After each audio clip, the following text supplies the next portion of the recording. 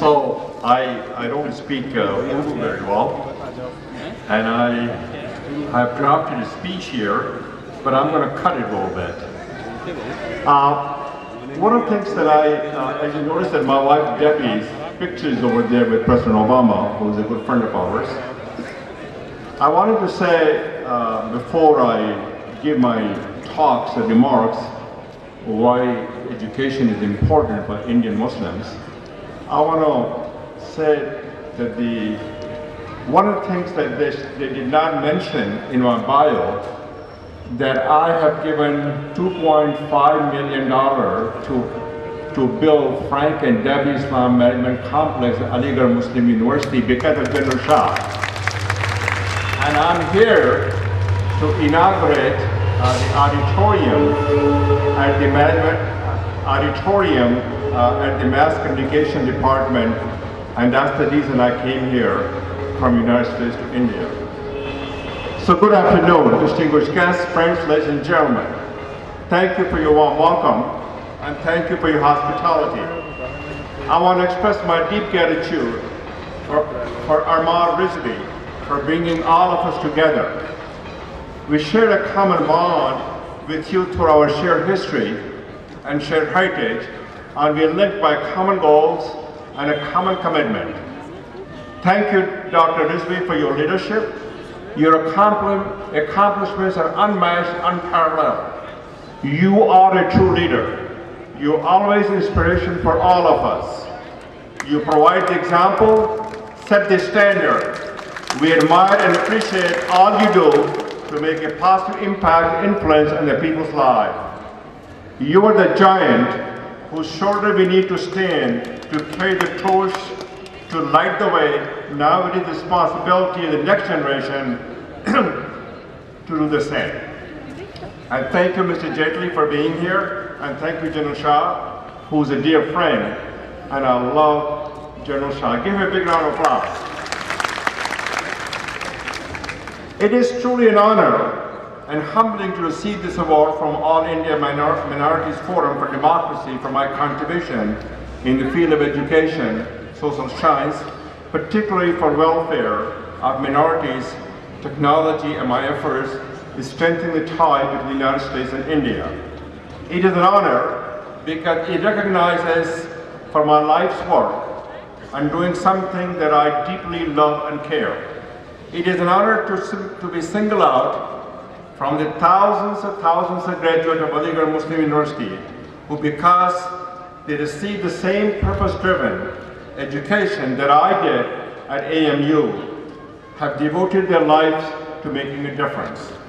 It is humbling to be given this award here at Maulana Azad Institute. I also want to say to Mr. Rizvi that I hope one day this becomes a university, and I hope his cause will endure and his dream shall never die. As you probably know that I'm an Aligarhian. I went to Aligarh Muslim University. What's the best in me, I owe to Aligarh Muslim University. So Maulana Azad was a trailblazer, and difference maker. Maulana Azad was a scholar of the First Order, a leader of India's freedom movement, and a fierce advocate for Hindu-Muslim unities. He saw no conflict between his Islamic religious belief, India's becoming an integrated national state. As our nation's first education minister, he put education in the forefront for all, regardless of religion, or race, or status. In his memory, and what he stood for in the memory of Sir Syed Ahmad Khan, the founder of Aligarh Muslim University, a man of equal repute to Azad, I want to take this occasion to say a few words about education, especially the education for the minorities and the need for the interfaith dialogue between Hindu and Muslims and various faiths in India. Let me begin by quoting Sir Syed Ahmad Khan. When he established AMU in 1872, he said, "Its graduates shall go forth through the length and breadth of this land to preach the gospel of inquiry, of large-hearted tolerations, and a pure morality. Sir Syed was right. He just underestimated that how far we would do.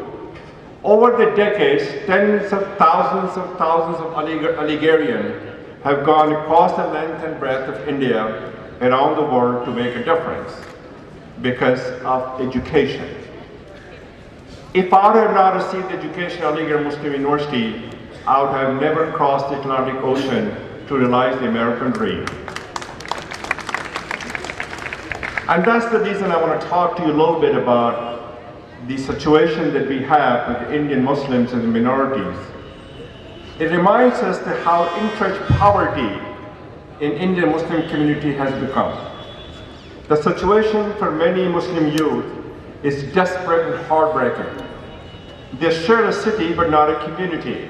They share a common dwelling but not in a common effort. They are smothered by the blanket of history and circumstances. It is the lack of education which leads to lack of opportunity that breeds violence and fuels frustrations and desperations.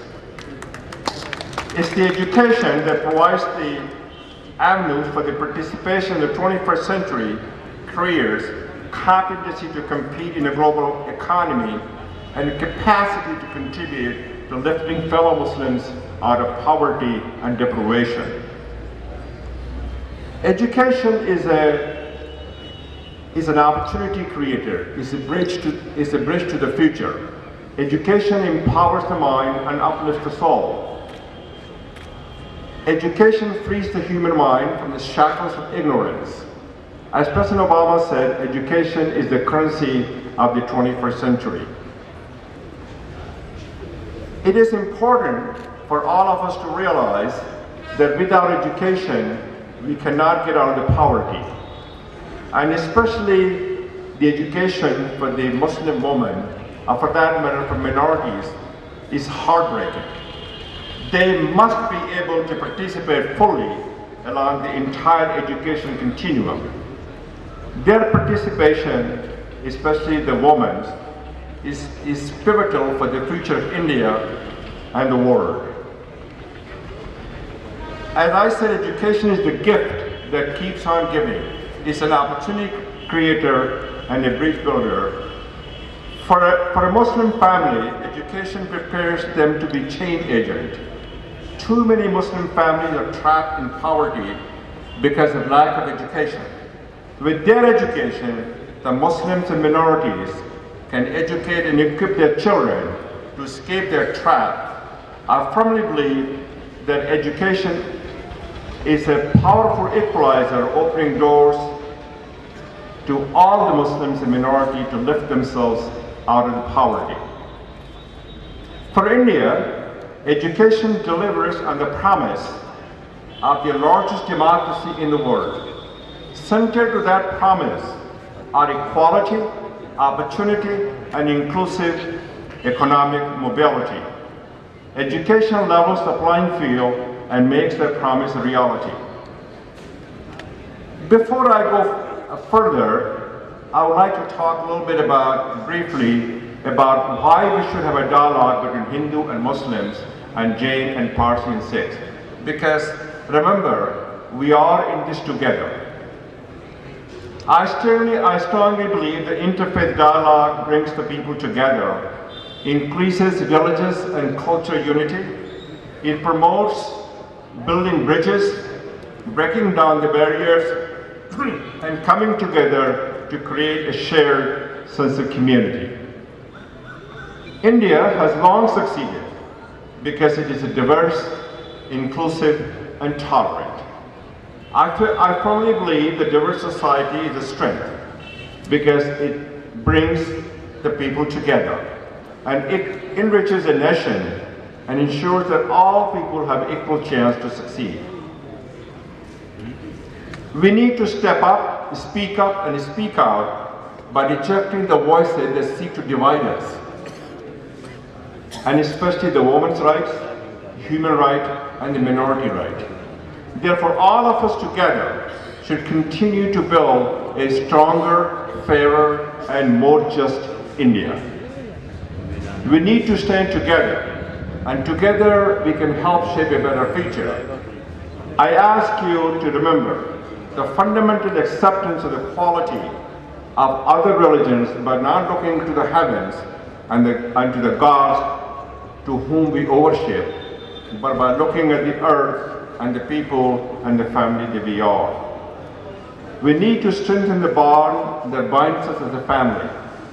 There's a lot that unites us, there's little that divides us. Our relationships should not be defined by differences, but what we can do together by being a difference maker. Our bonds are stronger than the differences that too often drive us apart. In closing, let me leave you with two thoughts from Maulana Azad. Maulana Azad said, "Education imparted by heart can bring revolution in society." He also said, "Let us sacrifice today so that our children can have a better tomorrow." India has made a lot of progress since Maulana Azad spoke those words in its establishment as a nation in 1947. We need to continue to make the sacrifices that's necessary to ensure that all the children of India have a better tomorrow. That's our challenge and opportunity as an interfaith difference maker. It will do well to remember that no religion, no race, no culture, no nation has a monopoly on wisdom. Wisdom belongs to all if you're willing to work hard, aim high, and pursue your dream. Let us never forget the values that we share, that believe with education and hard work, and with sacrifice, we can give our children a better future, so that they can enjoy the lives of the equal opportunity, dignity, and inclusive economic mobility. Let us dedicate ourselves to draw upon the values and the spirit that have always defined the greatness of our community. Let me leave you with some thoughts on redoubling our efforts to reject the hate and bigotry in all forms. We should embrace the richness of religious diversity. We should not allow implanting the seeds of the discord and divisiveness. We should rise above the angry partisanship and heal the wounds of division. Please remember, when Indian Muslims and minorities move up the ladder of success, when they get ahead, they can change the face of India and the landscape of the world. But when they succeed, India succeeds and the world succeeds. And it is very important to understand and remember that India cannot succeed when the Muslims and minorities are held back. They must be part of India's equal partnership in the inclusive mobility of India. So thank you again for the award that means so much to me. And God bless you all that you have done for India in the past, what you will do in the future to make India a better place for all of us, regardless of who we are. Thank you.